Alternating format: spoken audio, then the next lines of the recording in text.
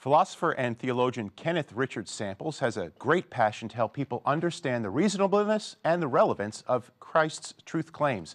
He's a senior research scholar at Reasons to Believe and the author of several books, including God Among the Sages. Kenneth joins us now live from Covina, California. Good to see you, Kenneth. Tell us a little bit about God Among Sages and the reasons you had to put this material together.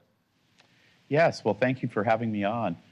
This book really is 25 years, I think, in the writing. I was teaching philosophy at a popular college here in Southern California, had lots of people from different religions in the course, Hindus, Muslims, Buddhists, Christians, and I always wanted to be able to give them a book that would talk about how Jesus is distinct from other religious leaders like Krishna, Buddha, Confucius, and Muhammad.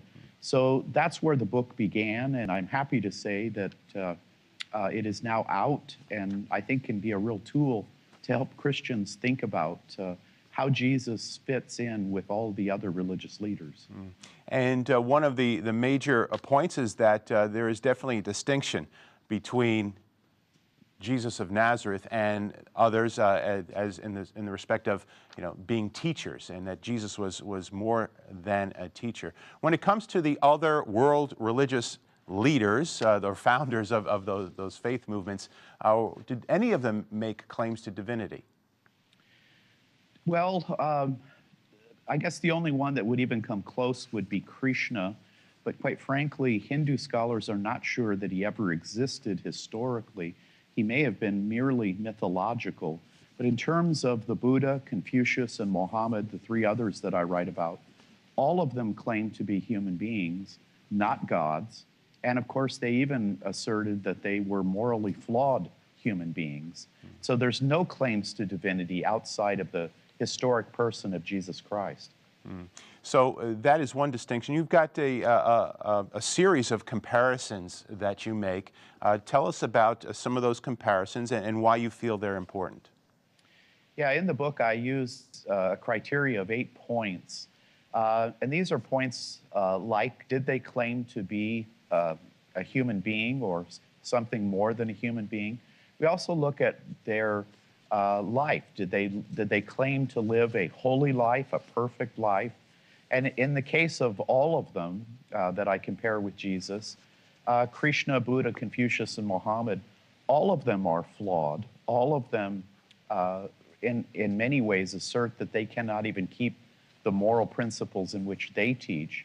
And of course, we look at other issues like how they view the world, how they view the future. Do they do anything to change the status of their followers in the next life? So I try to be as careful and as objective as I can. I don't like it when people misrepresent my faith. I work very hard to not misrepresent these other religions. And when it comes down to it, Kenneth, what is the significance of these distinctions and differences? What does it mean for us living in the world that we live in today? Well, I think the fundamental principle here is nobody compares well with Jesus. All of us are imperfect, broken, fallen human beings. And even when we take the most influential religious leaders in the world, they don't fare very well when compared to Jesus. He is unique. He is the Son of God.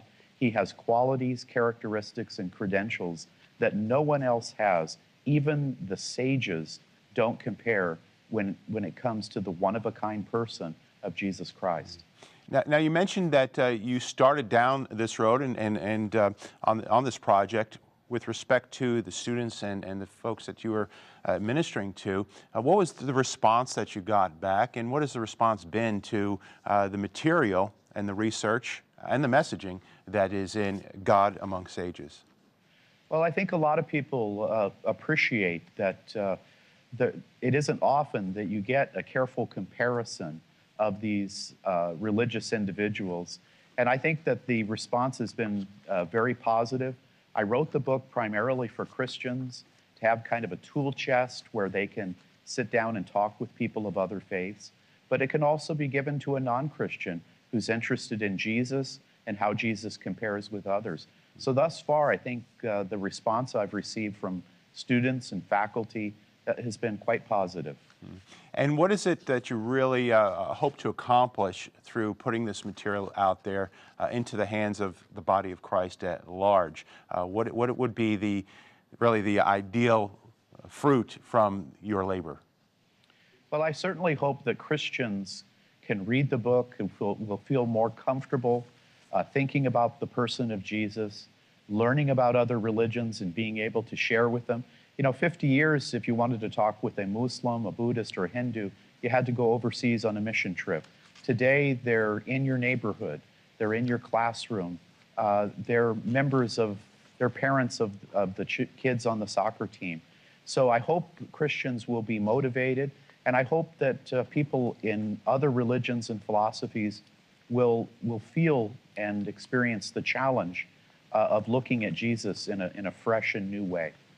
Thank you so much for joining us, Kenneth, and I love that last point. The mission field is right outside our front door, right on our computer screen these days.